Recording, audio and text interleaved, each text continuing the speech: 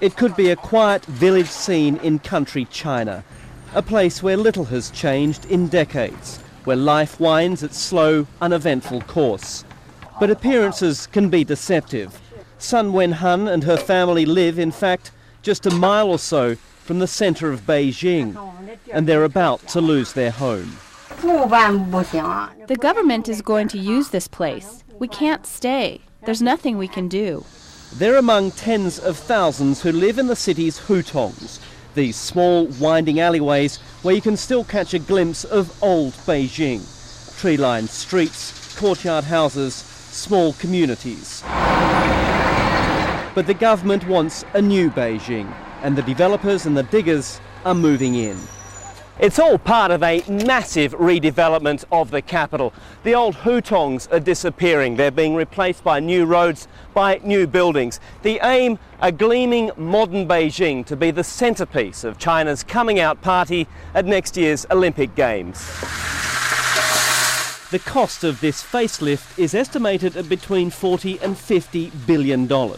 But hardly any is trickling down to people like the Sun family. The government is offering them about 80,000 yuan, about $10,000 for their simple three-room home. Trouble is, in Beijing, that's just not enough to buy a new home. It is our responsibility to move in order to support the Olympic Games.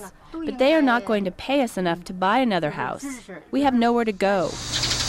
The number of hutongs in Beijing has been gradually shrinking since the communists took power in 1949. But the clearances increased sharply when Beijing won the right to host the Games back in 2001. Beijing's Olympic Organising Committee says the government is only trying to improve living conditions and that not all hutongs are under threat. A lot of old courtyard or towns, and there's no infrastructure. They also need improvement in their living conditions. So the only issue is that a kind of negotiation of compensation when they moved away, how much they need to be compensated. Activists like Hua Xinmin, though, are sceptical.